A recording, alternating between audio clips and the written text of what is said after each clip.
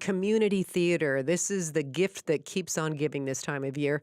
Pantos are certainly crowd pleasers, and they're money makers for small theater companies too. But behind the wigs and the giggles, there are dozens of hard-working performers with a serious commitment to the craft. The Early Edition's Jennifer Wilson visited 2 amateur troupes. Both are celebrating milestones this holiday season. Franklin probably affected my life the most because he was a director and he had a bit of a professional background, and he was from the school of, like, there's only one reason not to show up at a performance: you're dead, or, or you're at a funeral and it better be your own. Suzanne Depensier is telling me a terrifying story about her mentor, Franklin Johnson. I actually broke 2 ribs one afternoon in a matinee of a show. Went to the emergency ward. Yeah, there's not much they can do for broken ribs. Came back and did the night show because Franklin would have had my head. She credits Franklin with cementing the role of this amateur theater company in her community. It's a company she's been with since she was 17 years old. She also credits Franklin with inspiring her own career. The first time I ever saw him was on stage in a pantomime. I can't remember what the pantomime was, but he was the Dame. And I was quite young, and I remember looking at him and thinking he was the most gorgeous thing because he was wearing a very sparkly outfit. The thing was, to be quite honest, looking back as an adult, he was uglier than a mud fence, but he had all this fabulous eyeshadow and wigs, and he was very over the top and flamboyant, and I think he made me fall in love with the theater. This Christmas, the White Rock Players are celebrating 80 years of community theater. And Suzanne, now in her 80s, is the keeper of stories around here. And her stories provide clues to the company's longevity. All these people, Phyllis, Clifford, also excellent. These people mortgaged their homes to buy this piece of property that the theater stands on now. That's how much they believed in this theater. If all these people up here could see it, they would be so pleased and also so proud. And so what a legacy to have left behind. And that's the thing about community theater people. They are dedicated.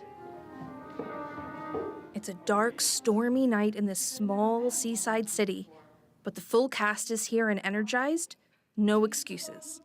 The actors tumble in through the door looking ruddy and windswept, and very soon the theater erupts with color.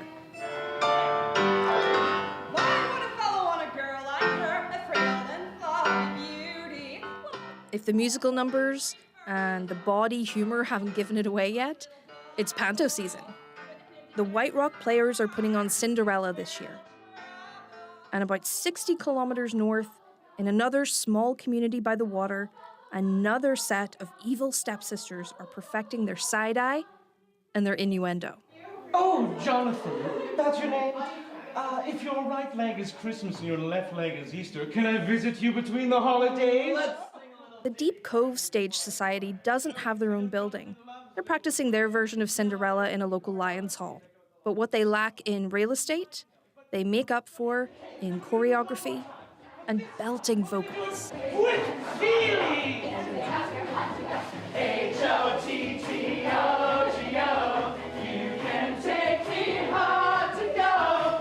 This scrappy company is marking 50 years on stage. But in what looks like a promising sign for the next 50 years, almost everyone in this room is in their 20s, including this guy. My name is Robert Bachman-Cobbin, and I am the director, as well as many other things, of this year's annual pantomime. We embrace the cringe. Specifically for the Pantos, I definitely put my cast in some uncomfortable positions and some very hilarious circumstances. So I think we just embrace it, and it's all about just creating a super fun and happy environment. You just leave all your personal stuff at the door, you come into rehearsal, and you just have so much fun. While still putting on a very professional and unified production, it's just community theater. We're just here to have a great time.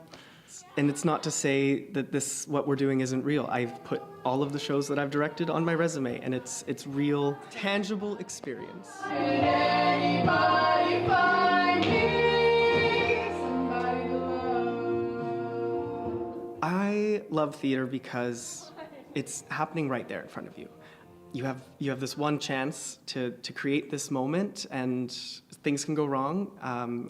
But it's just that feeling of this art and this magic happening right in front of you.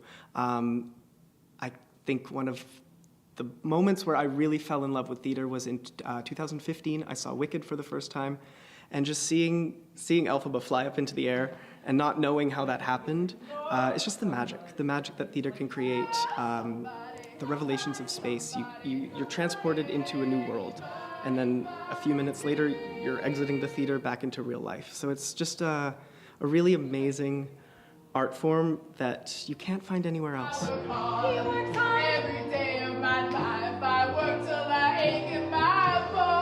Why do you love community theater?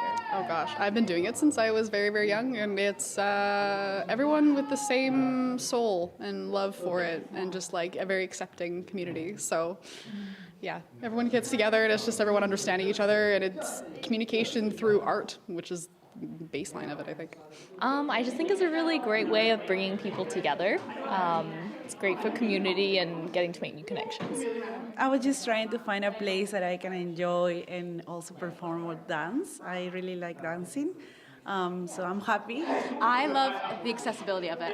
We have people from that do all sorts of different day jobs, all walks of life, all different abilities and skills, and they bring all different talents, and it's just so fun getting to see all the different people. Gives me something to do. If I'm being totally honest. What's a good answer for that? I love performing, and I get to do it with people who also love performing. So that is why I love community theater.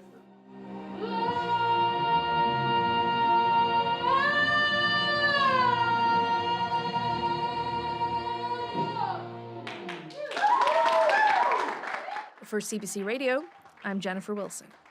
Thanks for that, Jen. The White Rock Players Club, they're celebrating 80 years this season. Their version of Cinderella, it runs now through December 29th. And the Deep Cove Stage Society, they're marking 50 years of performances. Their panto this year is also Cinderella. They're already sold out.